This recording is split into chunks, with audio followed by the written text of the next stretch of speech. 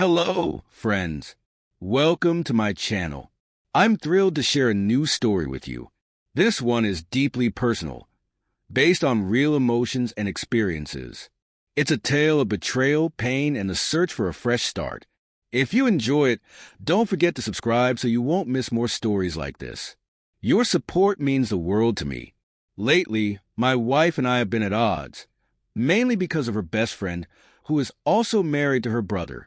Long story short, she goes out of her way to accommodate their every need, from babysitting to running errands. She even volunteers me to help without asking for my input or consent. Whenever I voice my concerns or criticize this dynamic, she dismisses my feelings entirely.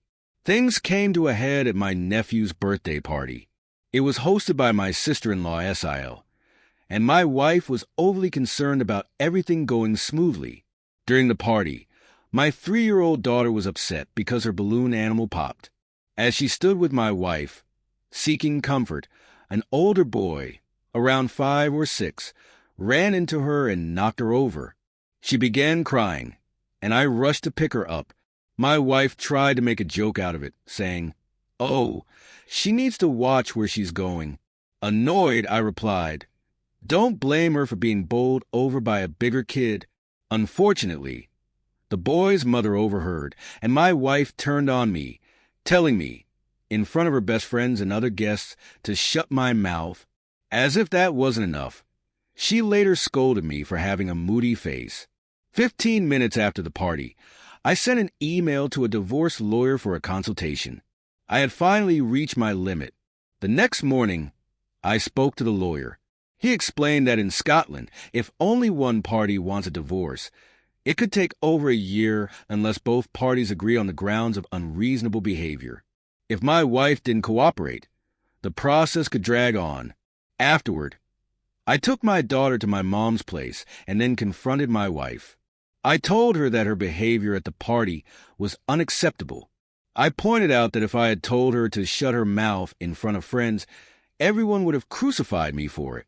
I emphasized how restrained I had been during the incident and expressed my frustration over always being the third wheel in our marriage. To drive the point home, I printed divorce leaflets from the lawyer's website and dropped them in front of her. I explained that I wasn't willing to let our daughter grow up in this toxic dynamic. Finally, I told her I wasn't going to keep sacrificing my happiness for her obsession with her best friend. My words seemed to hit hard. She cried and appeared on the verge of a panic attack, which made me feel guilty. I don't believe she's a bad person, but her loyalty to her best friend feels extreme, almost like brainwashing. She promised to sit down and have a serious talk after I returned from work. While I was skeptical, I owed it to my daughter and our marriage to give it one last shot. Some of you suggested that my wife might have romantic feelings for her best friend. Honestly, I considered this possibility too. While I haven't confronted her directly about it, I may bring it up during our talk. Her level of devotion to this friend is undeniably unusual. Thank you for all your support and advice. Last night, we had the serious conversation I had been dreading. To her credit, my wife apologized for her behavior at the party. She admitted that if I had done the same to her, she would have considered divorce too. I reiterated how frustrating it is to see her prioritize her best friend and sister-in-law at the expense of our own family. I pointed out how unfair it was for her not to take our daughter's side in the incident, although the collision was accidental. Blaming our 3-year-old was completely out of line. She acknowledged her mistake. Then, I asked her outright if she had any romantic feelings for her best friend. She squirmed and looked uncomfortable, but didn't give me a clear answer. Where the story goes from here remains uncertain. For now, I'm trying to be hopeful, but only time will tell if things can truly improve. She told me that a long time ago at the end of high school, there was a drunken kiss between her and S on a night out, but nothing else happened beyond that. She tried to play it off like it was a secret, something she didn't want anyone, especially her brother, to know about, which is why she goes to great lengths to make sure S is always happy. I asked her if S had ever threatened to bring up this kiss, but she denied it, saying it was never discussed. She believes that if the rest of the family knew about it, it would cause a lot of awkwardness. She swore she had no romantic interest in S and that she's straight. I told her that I didn't care about what happened so long ago, but that it needed to stop affecting our relationship now. I said I was on the verge of walking away forever if things didn't change. To my surprise, she apologized again and said she would try to work on it. I told her that I needed to see proof of that. So I told her she was on probation. I explained that if I felt things were still the same, I'd be taking our daughter to stay at my mom's. She accepted this, so for now, we're moving forward cautiously. Sorry if this isn't the update some of you were hoping for, but I think it's the best choice for all three of us at this point. I've posted here before about the problems I've had with my wife, especially regarding her subservience to her best friend / now sister-in-law, S. She's promised to work on this, especially since it's having such a negative impact on our marriage. But today, I think we've reached the point of no return. Today is my birthday. Well, it's past midnight now, so it was this morning. My nearly 4-year-old daughter gave me big hugs and kisses, which was wonderful. My wife gave me a card and told me that my gift hadn't arrived in the post yet. I'm pretty sure she either forgot to order it or ordered it too late. I logged into work and did my shift, just like any other day.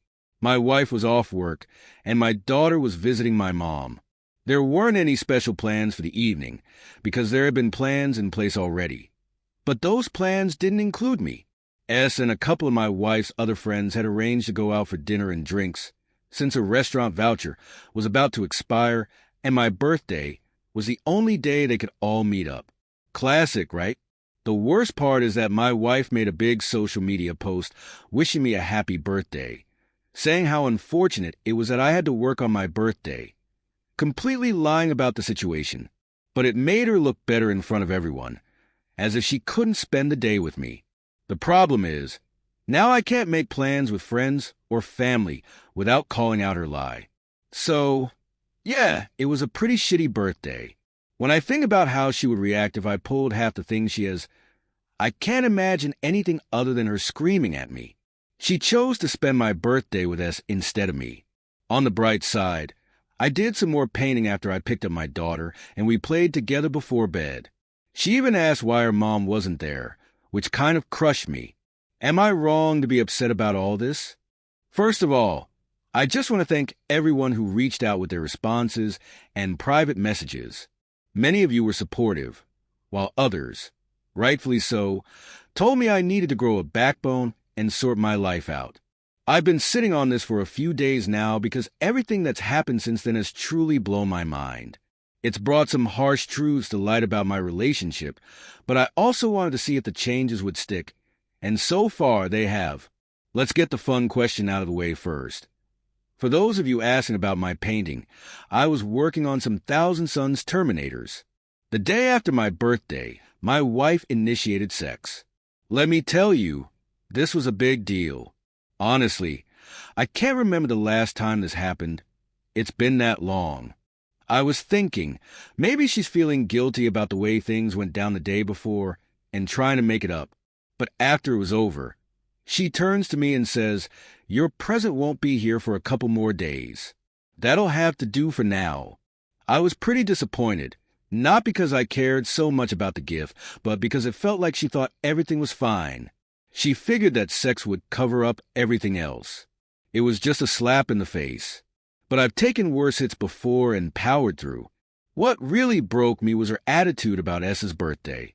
For those who don't know, S is possibly my least favorite person in the world. Her parasitic behavior and main character syndrome make her someone I truly can't stand. Coincidentally, S's birthday is just a couple of weeks after mine. My wife told me all about the plans she had for S. She wanted to get her a gift from her favorite massage therapist. The catch?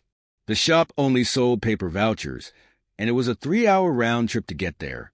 So, off she went, leaving me with our daughter. What followed can only be described as 3 hours of me simmering with anger, just waiting for the moment when I could finally explode.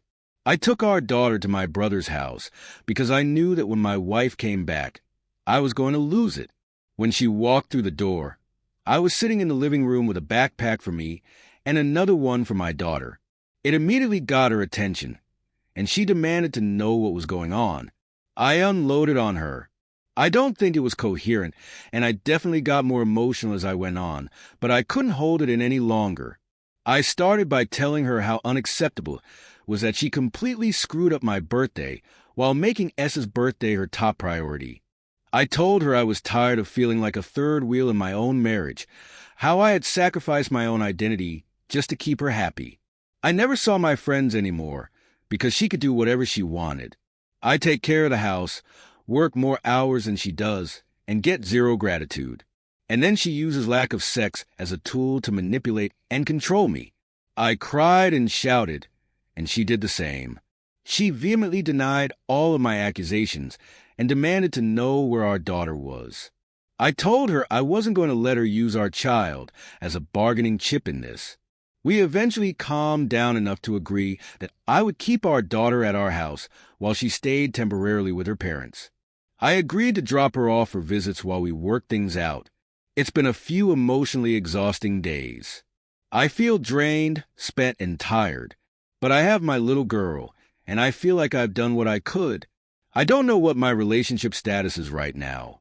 We haven't been talking except to arrange drop-offs, and honestly, I'm comfortable with that for now. I need more time before I can even think about taking more permanent steps. I've never unloaded on her like this before, but damn, it felt good.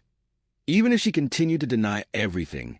If you like our videos, don't forget to like, share, and subscribe. Have a good day.